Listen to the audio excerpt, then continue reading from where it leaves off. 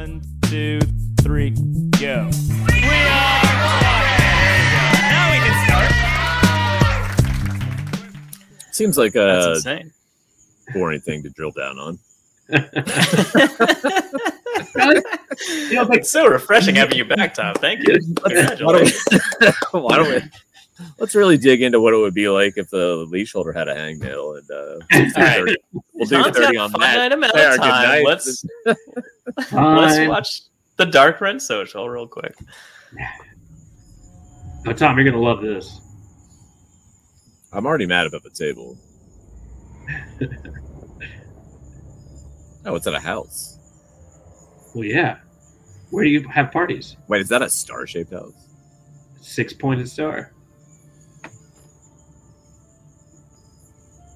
For all the ages and Aisada and Ajaz. This lunatic. A little hip. Yeah.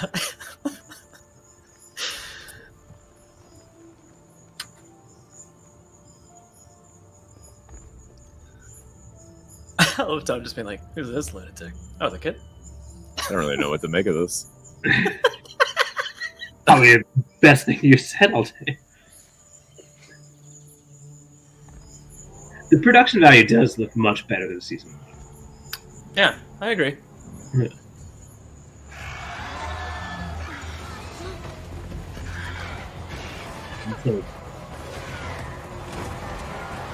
Does it? Yeah. That's why. Does it? All right, now it's time for some upskirt stuff, which is a weird thing to have a child doing it. What is this? What is this fucking kid? I'm just going to keep laughing at every comment Tom has. I have no comments for myself. Sooner or later it will be so. In this age or another. Excuse me. We're in the middle of a meeting. A quite important one, really. Oh, let me guess. There's something outside. It's very, yeah. Joe, this isn't going to get us banned on the thing of YouTube. No, we're talking over it. It's fine. It's fine. Okay, are we? Do we have to wait? Do we have to talk over it constantly? Yeah. Well, no, I don't. It's not a big deal. Yeah. All right. Listen, we don't care. You know, do we? Father of lies, betrayer of hope, forsaken. I. Why they call me and the other chosen such hideous things? No. Because if they called me what I really am, no one would be afraid. We're in a quite important one, really. After all, how do you prove you're not a monster? How do you prove that the things you do This are you're gonna love the right or wrong? finale here, Tom. Look at this creature. I couldn't tell if that was you or Tom or saying, "Look at this creature" or not. Something between. What if he isn't evil? What if he isn't wrong? What if he's just hungry?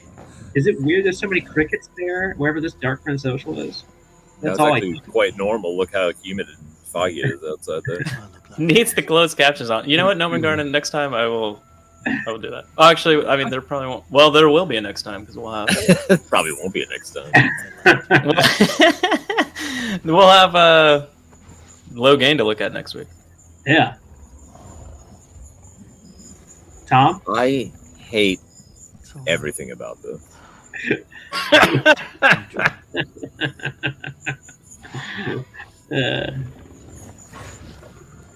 Trollocs love a good belly rub. Yeah. Thank you, Waller. Man.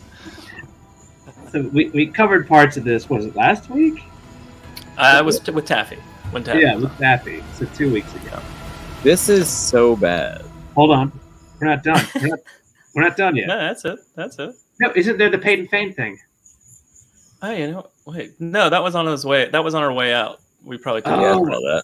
Oh, okay. Well, I missed it. But I think God, it's really dark. Other people that know what they're doing have like light. That was it right there. Paddington Finn takes off his hood. Oh gosh, it's so dark. Yeah. Wow. At any rate, yeah, Paddington Finn is there and takes his hood off, which is what Jono was trying to call out. And it gets him his Paddington Finn. Are they implying that he's a Forsaken? No, that he's a Darkfriend. I know that he's a Darkfriend Social. Period. Are they? He's obviously taking on a different role in the show, so like it kind of. Yeah, I'll say. Yeah. He's sitting at a table with Ishmael. If not remember, equal footing with the rest of the people at the table. It's fucking ridiculous. So technically, there's no reason to think that Paddington Finn wouldn't have been invited to the Darkfriend Social at the beginning of book 2, because they don't know that he is, because they go through all the pains to rescue him. Like again, he clearly wasn't there that we've ever seen, but there's no reason not to assume he wouldn't be an invitee. On the other hand, he's not. So, whoops, gonna bury the lead there. Status. She must be an ancestor of Ace Ventura. Disturbing. And we finally get to see Narg. Is that Narg Beach? Yes, 100%. It's kind of the only thing that makes sense. Actually, none of that made sense. I mean, so I don't know. Tom, thoughts? I mean, I already told you my thoughts. She's actually she's trying to talk to her mom, and at least I think that like since she doesn't respond, maybe it's not that weird, or they're not like sitting at equals with Ishmael, like. You know, they may be frozen in air or restricted in some way and getting downloaded information the same way they were in the books. Like, there's all kinds of like unspoken things there. And that Paddington Finn is like above them in that circle. Yeah, it's so. I think that the only thing, and I probably said this before, but I was drunk and forgot. I don't hate rearranging this scene to a certain extent, but it's an iconic scene that's extremely like. No, I'm yelling at just you because Tom had to fuck off for a minute. But that's like, fine. Yeah, it's such an iconic scene. Like everyone knows it, whether or not you like the terminology of the Darkfriend Social or not. I'm on the fence about it. Everyone knows that fucking beginning of book 2. Everyone, you spend, if you read the books, kind of, like waiting for shit. You spend a lot of time thinking about who could be this Aes Sedai, who could be this Lord, who could be this person, right? There's so many flashes of like as you see it through Jake and Carradin's eyes, so many like flashes of like, like perfect. Welcome to like thank you. It's perfect for theory creating, right? Theorizing as it already exists. Here though, it's just not quite as so interesting. Well, one thing is that there could be more there. Like that, he could get up and go into another, like that could be one of the points of the diamond. He could get up and go to another room and do the same thing with a bunch of other dark friends. I don't know. I'm just saying, like, there might be more to that scene. Maybe there's not, but like, there might be more that shows that it's more like the book, in terms of, what we've come to know and love. I guess I don't know.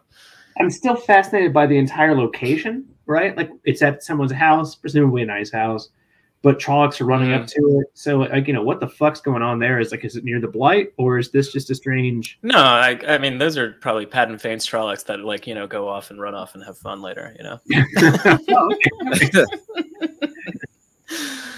I don't know. Ayush said it doesn't feel threatening is the issue I feel. And I kind of agree with that. Like, in the Darkfriend Social in the books, like, you get this impression that they're, one, terrified that anybody would figure out who they were in real life. Like, so...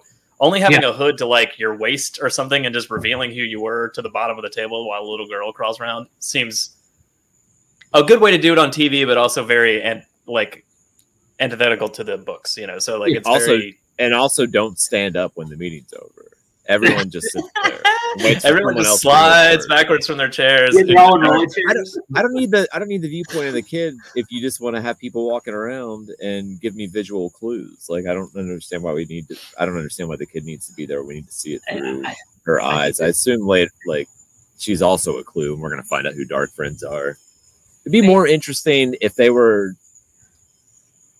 like almost if like they were the Cylons, and we're just like, I wonder who the Dark Friends are. And there's a very limited number. Like, I can't wait to find out who it is. But that's not what it is. You know what I mean? Yeah. And this is just more change for the sake of, like, for no reason, really.